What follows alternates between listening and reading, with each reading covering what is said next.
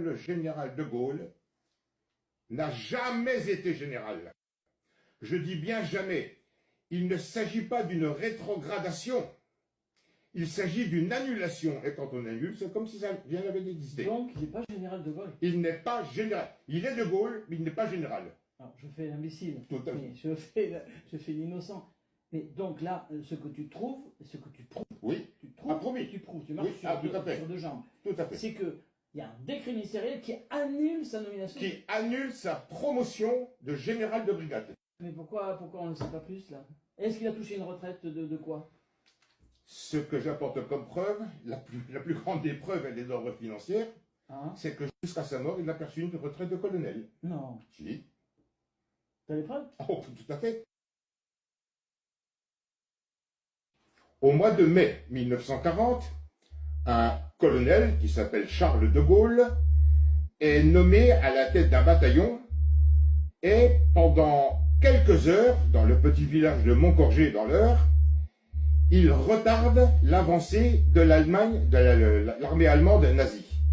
Ce qui lui vaut d'être reconnu, on va dire, par le gouvernement de l'époque, le gouvernement de Paul Reynaud, le président du Conseil de la Troisième République, et il est promu général de brigade, c'est-à-dire 2 étoiles sur le képi, à titre temporaire.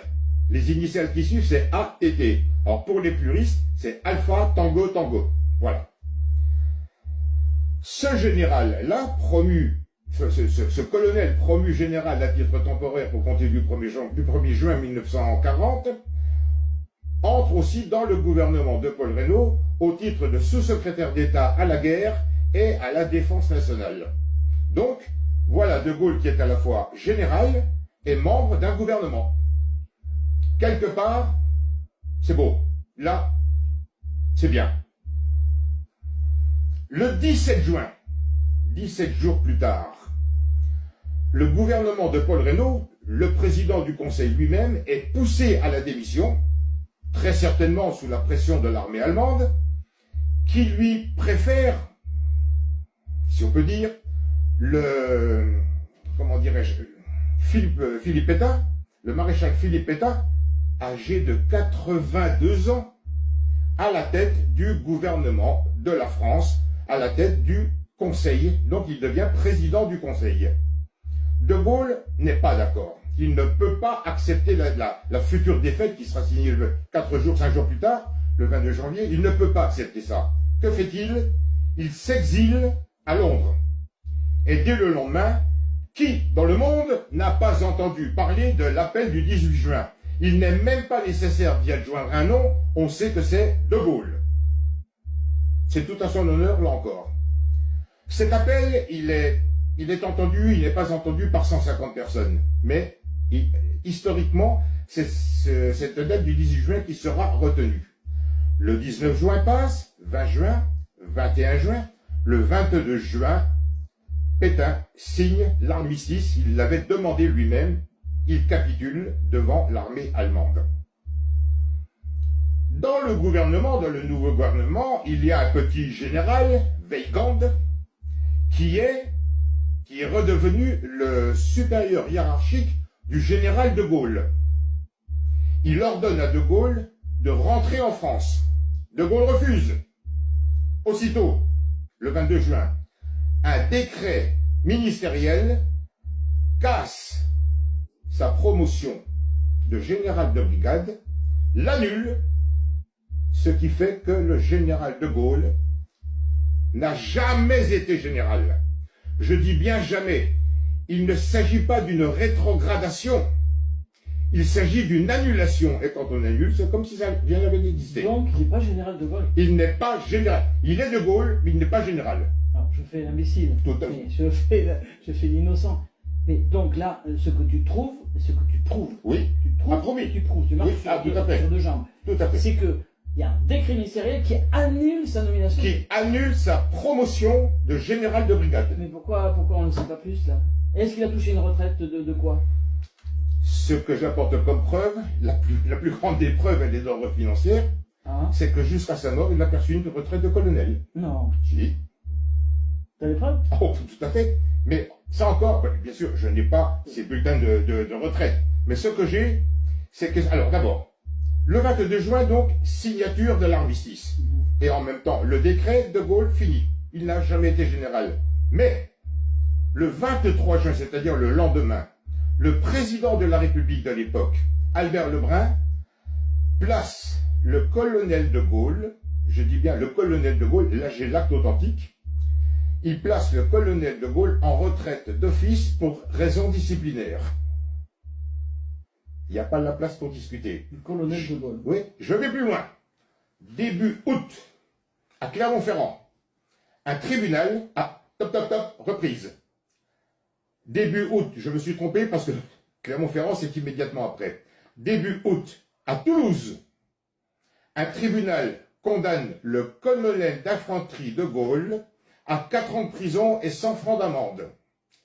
Mais ça ne suffisait pas aux lâches du gouvernement, aux collabos de Vichy. 6 généraux, je dis bien 6 généraux, à eux seuls, avec toutes les étoiles qu'ils ont, c'est une véritable voie lactée.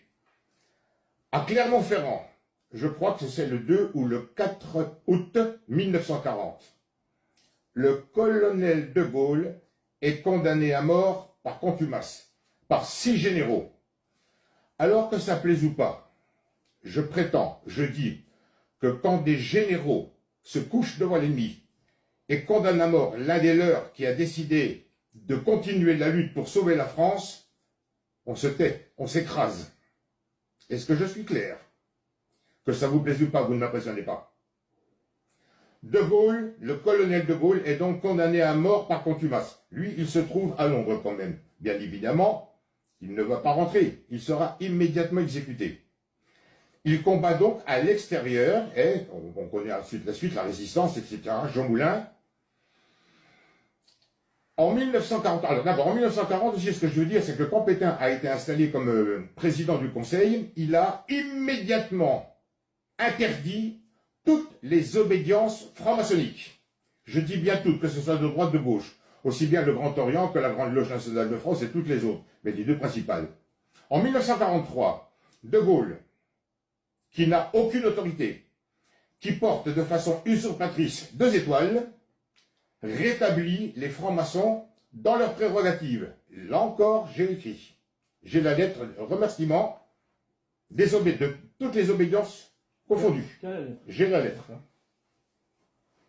1943, donc se passe 1944.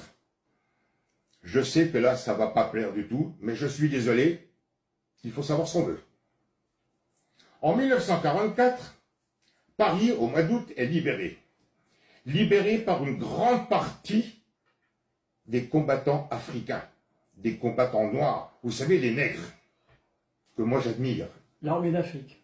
L'armée d'Afrique, les tirailleurs sénégalais. Donc 40 000 soldats d'Afrique du Nord, qui sont des soldats qui viennent des chantiers de jeunesse qu'avait créé Pétain en Afrique du Nord avec le général Vanek pour reprendre le combat. Et ben voilà. L'armée d'Afrique. 40 000 hommes des chantiers de jeunesse, rien que ça. Donc, des Noirs africains ont perdu la vie, ont donné leur sang pour nous, les Blancs français. Il faudra toujours se souvenir. Mais, ça ne plaît pas à De Gaulle. Avec l'accord du général Eisenhower, Ike, il fait déshabiller les soldats noirs, prend leur uniforme et habille des lambdas dans la rue avec cet uniforme, parce qu'il ne voulait absolument pas qu'il soit dit que des Noirs, des Africains, aient participé à la libération de Paris. Tu as les preuves? Bien sûr, c'est sur Internet. J'ai même des photos. On voit même un soldat noir, habillé encore avec son uniforme, pris à partie par un policier dans l'encadrement de De Gaulle quand il descend les Champs-Élysées. On va rigoler. Et ça, ce sont des preuves qui ont été données par non pas par la BBC, mais par un journal de Grande-Bretagne, de Londres. Donc voilà où on en est. 1940.